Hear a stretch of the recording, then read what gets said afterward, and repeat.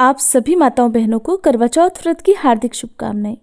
आज की इस वीडियो में आप जानेंगे करवा चौथ की तिथि, शुभ मुहूर्त यानी चंद्रोदय के समय के बारे में, पूजा आप कब से कब तक कर सकते हैं। इन सब के साथ साथ आप सुनेंगे करवा चौथ की व्रत कथा और आरती, और जानेंगे करवा चौथ से जुड़े कुछ अनिवार्य नियमों के बारे में और पूजन विधि के बारे में। साल 2023 में 1 नवंबर बुधवार को करवा चौथ का व्रत रखा जाएगा और जो बुधवार का दिन होता है वो विघ्नहर्ता भगवान गणेश जी का दिन होता है। करवा चौथ के दिन ही संकष्टी चतुर्थी भी मनाई जाती है और चतुर्थी तिथि के देवता हैं भगवान श्री गणेश। इस दिन विधि विधान से गणपति भगवान की पूजा करने से आने वाला सभी संकट दूर हो जाता है और भक्तों की मनोकामनाएं भी पूर्ण होती हैं। चतुर्थी तिथि प्रारंभ होगी 31 अक्टूबर मंगलवार की रात 9:31 से और समाप्त होगी 1 नवंबर बुधवार की रात 9:19 पर। 1 नवंबर बुधवार को ब्रह्म मुहूर्त सुबह 4:59 से 5:47 तक रहेगा।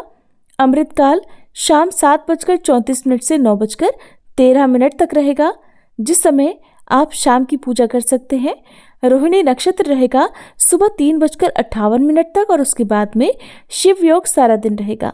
ये सभी शुभ मुहूर्त हैं।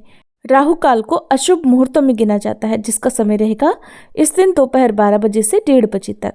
करवा चौथ के व्रत में सुबह ब्रह्म मुहूर्त में यानी कि 4 से 5 बजे के बीच में सरगी खाई जाती है, इसलिए आप यदि सरगी खाना चाहते हो तो इसी शुभ मुहूर्त में आप खा सकते हैं। और इसके अलावा एक दिन पहले की जो मध्यरात्रि होती है यानी रात 12 बजे के बाद से जो भी महिलाएं हैं उनको अन्न और जल का त्याग कर देना होता है। केवल सरगी के समय आप जो भी दूध, पानी, फल या मिठाई लेना चाहते हो वो आप अपनी सामर्थ्य के अनुसार ले सकते हैं। उसके बाद सारा दिन निर्जला और निराहार व्रत आपको रखना होता है। शाम की पूजा का शुभ मुहूर्त रहेगा शाम 5:44 से 7:02 तक। इसी शुभ मुहूर्त में आप करवा माता की पूजा करके व्रत की कथा पढ़ और सुन सकते हैं। व्रत तभी पूर्ण होता है जब चंद्र देवता की पूजा कर ली जाए और चंद्र दर्शन कर लिया जाए। तो 1 नवंबर बुधवार को चंद्रोदय का समय रहेगा रात 8:36 पर। तो रात 8:36 पर आप चंद्र देवता को अर्घ्य देने के बाद इस समय के बाद से कभी भी अपना उपवास खोल सकते हैं। उपवास हमेशा पति के हाथों से पानी, मिठाई या फिर कोई भी पकवान खाकर खोलना चाहिए, जो भी आपके यहाँ पर मान्यता हो। उसके बाद आप शुद्ध सात्विक भोजन रात के समय ग्रहण कर सकते हैं। लहसुन प्याज का भोजन आज के दिन वर्जित माना जाता है। ऐसी मान्यता है कि करवा चौथ का व्रत रखने से पति के जीवन में किसी प्रकार का कोई कष्ट नहीं होता, साथ ही उन्हें आने वाले संकटों से भी बचाया जा सकता है और पति की आयु तो लंबी होती ही है, साथ ही करवा चौथ का व्रत रखने से पति पत्नी के संबंध भी मधुर होते हैं। करवा चौथ के दिन गणेश भगवान, शिव पार्वती जी की और चंद्र देवता की पूजा की जाती है। सुहागिन महिलाएं भगवान शिव, माँ पार्वती और कार्तिकेय के साथ साथ भगवान गणेश की भी पूजा आज के दिन करती हैं और अपने व्रत को रात को चंद्रमा के दर्शन करने के बाद अर्घ्य देने के बाद तोड़ती हैं। करवा चौथ का व्रत अन्य सभी व्रतों की तुलना में कठिन होता है, क्योंकि इस दिन सूर्योदय के साथ ही बिना अन्न और जल ग्रहण किए इस व्रत को धारण करना होता है। रात को चंद्रमा के दर्शन के बाद ही यह व्रत तोड़ा जाता है। करवा चौथ के दिन को करक चतुर्थी के नाम से भी बहुत सारी जगह पर जाना जाता है।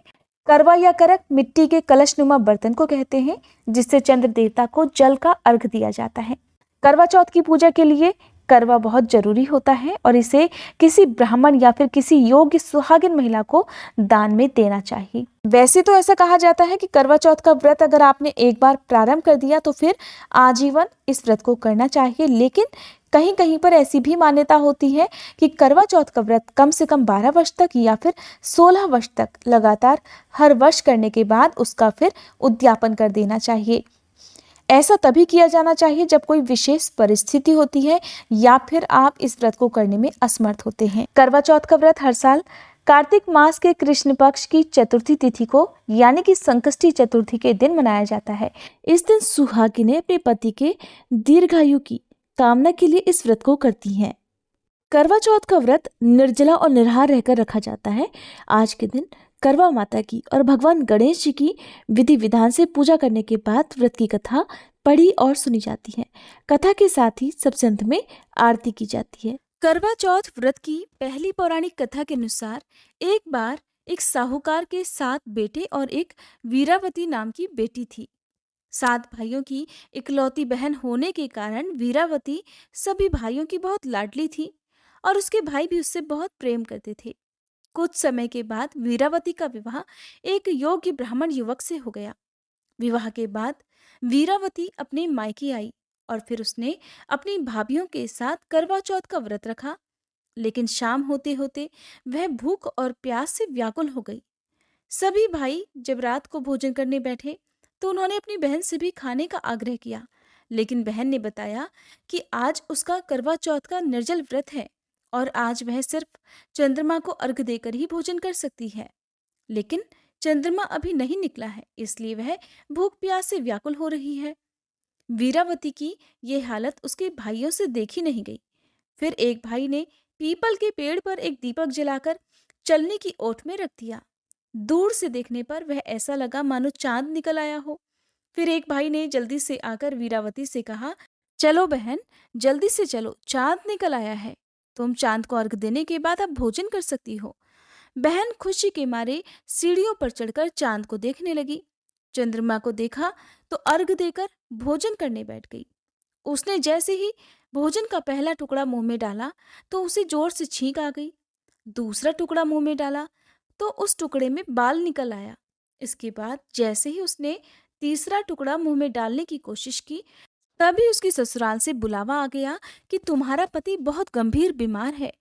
ये बात सुनते ही वीरावती बड़ी हैरान और परेशान हुई, क्योंकि उसने तो आज अपने पति की लंबी आयु की कामना के लिए निर्जल और निराहार रहकर करवा चौथ का व्रत सच्ची श्रद्धा और निष्ठा के साथ रखा था।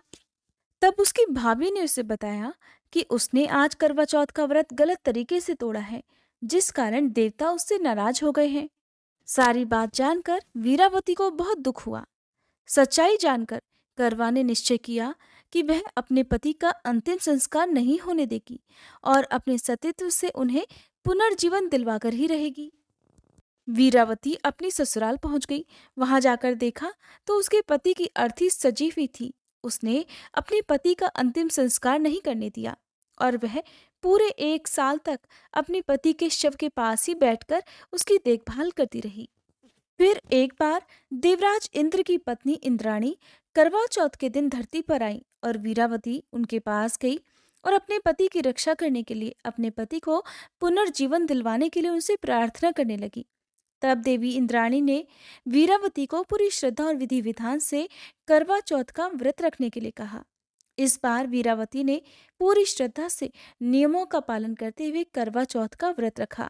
वीरावती की श्रद्धा और भक्ति देखकर भगवान प्रसन्न हो गए और उन्होंने वीरावती को सदा सुहागन बनी रहने का आशीर्वाद देते हुए उसके पति को पुनर्जीवित कर दिया।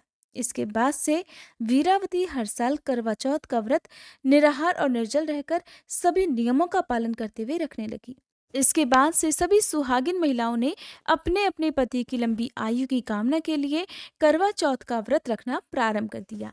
करवा चौथ की दूसरी पौराणिक कथा देवी करवा से जुड़ी है। देवी करवा अपने पति के साथ तुंगभद्रा नदी के पास रहती थीं। एक दिन देवी करवा के पति नदी में स्नान करने गए तो एक मगरमच्छ ने उनका पैर पकड़ लिया और नदी में खींचने लगा। मृत्यु को अपने पास देखकर करवा के पति करवा को पुकारने लगे। करवा दौड़कर नदी के पास पहुंची और पति को मृत्यु के मुंह में ले जाते हुए मगरमच्छ को देखा। तब करवा ने तुरंत एक कच्चा धागा लेकर मगरमच्छ को एक पेड़ से बांध दिया। देवी करवा के सतीत्व के कारण मगरमच्छ कच्चे धागे में ऐसा बंधा था कि टस से मस हो ही नहीं पा रहा था। उस समय करवा के पति और मगरमच्छ दोनों के ही प्राण संकट में फंसे हुए थे।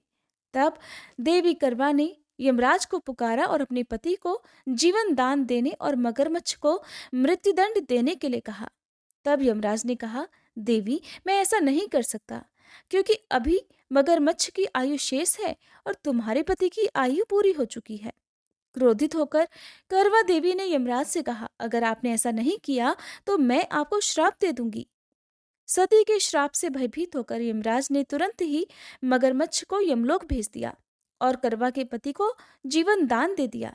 इसलिए करवा चौथ के व्रत में सुहागिन महिलाएं करवा माता से प्रार्थना करती हैं कि हे करवा माता, जैसे आपने अपने पति को मृत्यु के मुंह से वापस निकाल लिया, वैसे ही सदा मेरे सुहाग की भी रक्षा करना। करवा चौथ व्रत के बाद भगवान गणेश जी की कथा जरूर सुननी चाहिए, तभी सुनी गई कथाओं का पुण्य प्राप्त होता है। पौराणिक कथा के अनुसार बहुत समय पहले की बात है, एक अंधी बूढ़ी माई थी जिनका एक लड़का और बहू थी। वो लोग बहुत गरीब थे। वह अंधी बूढ़ी माई रोज नियम से गणेश जी की पूजा किया करती थी। एक दिन गणेश जी बूढ़ी माई की भक्ति से प्रसन्न होकर साक्षात उनके सम्मुख आकर कहने लगे कि बूढ़ी माई, मैं आपकी पूजा से प्रसन्न हूँ, आपको जो वर मांगना है वो मांग लो। तब बूढ़ी माई कहने लगी, भगवान, मुझे मांगना तो आता नहीं, मैं कैसे और क्या मांगूं? तब गणेश जी कहने लगे, अपने बेटे बहू से पूछकर मांग लो। तब बूढ़ी माई ने अपनी बहू और अपने बेटे से पूछा तो बेटा बोला कि माँ जी, धन मांग लो। बहू कहने लगी, माँ जी, पोता मांग लो। तब बूढ़ी माई ने सोचा कि ये तो दोनों अपने अपने मतलब की बात कर रहे हैं। फिर बूढ़ी माई ने पड़ोसियों से पूछा तो पड़ोसी कहने लगे, बूढ़ी माई, तुम्हारी तो थोड़ी सी जिंदगी बची हुई है, आप क्यों धन और पोता मांग रही हैं? अरे, आप तो अपने लिए केवल आंखों की रोशनी मांग लो, जिससे आपकी बाकी की जिंदगी तो सुख से बीत सके। बूढ़ी माई बहुत सीधी सादी थी। तब बूढ़ी माई ने बेटे और बहू और पड़ोसियों की बात सुनकर घर में जाकर खूब सोचा विचारा कि क्यों ना ऐसी चीज मांग लूं जिसमें बेटा बहू और मेरा सबका ही भला हो जाए। जब अगले दिन भगवान गणेश फिर से आए और बूढ़ी माई से फिर से कहने लगे कि मांगो, क्या मांगना है? हमारा वचन है कि आप जो मांगोगी वो आपको जरूर मिलेगा। गणेश जी के ऐसे वचन सुनकर बूढ़ी माई कहने लगी, हे गणपति, अगर आप मुझ पर प्रसन्न हैं तो मुझे 9 करोड़ की माया दीजिए, निरोगी काया दीजिए, अमर सुहाग दीजिए, आंखों में प्रकाश दीजिए, नाती पोते दीजिए और मेरे पूरे परिवार को सुख दीजिए। फिर सबसे अंत में मुझे मोक्ष भी दीजिए। बूढ़ी माई की बात सुनकर गणेश जी बोले, बूढ़ी माई, आपने तो मुझे ठग लिया। खैर, आपने जो कुछ मांगा है वो सब कुछ आपको जरूर मिलेगा। ऐसा कहकर गणेश भगवान वहां से अंतर्ध्यान हो गए। हे गणेश भगवान, जैसे आपने उन बूढ़ी माई की विनती सुनी, वैसे ही इस कथा को कहने, सुनने और हुंकारा भरने वाले सभी भक्तों की सुनना, सभी पर कृपा करना। अब सुनिए करवा माता की आरती। ओम जय करवा मैया, माता जय करवा मैया, जो व्रत करे तुम्हारा, जो व्रत करे तुम्हारा, पार करो नैया। ओम जय करवा मैया, सब जग की हो माता, तुम हो रुद्राणी, मैया तुम हो रुद्राणी। यश तुम्हारा गावत, यश तुम्हारा गावत, जग के सब प्राणी। ओम जय करवा मैया। कार्तिक कृष्ण चतुर्थी, जो नारी व्रत करती, मैया जो नारी व्रत करती, दीर्घायु पति होवे, दीर्घायु पति होवे, दुख सारे हरती। ओम जय करवा मैया। होए सुहागन नारी, सुख संपत्ति पावे, मैया सुख संपत्ति पावे। गणपति जी बड़े दयालु, गणपति जी बड़े दयालु, विघ्न सभी नाशे। ओम जय करवा मैया। करवा मैया की आरती, व्रत कर जो गावे, मैया व्रत कर जो गावे, व्रत हो जाता पूर्ण, व्रत हो जाता पूर्ण, सब विधि सुख पावे। ओम जय करवा मैया। ओम जय करवा मैया, माता जय करवा मैया, जो व्रत करे तुम्हारा, जो व्रत करे तुम्हारा, पार करो नैया। ओम जय करवा मैया। अगर आपको आज की ये वीडियो पसंद आई हो तो प्लीज़ वीडियो को लाइक करके हो सके तो कमेंट बॉक्स में ज़रूर बताइएगा।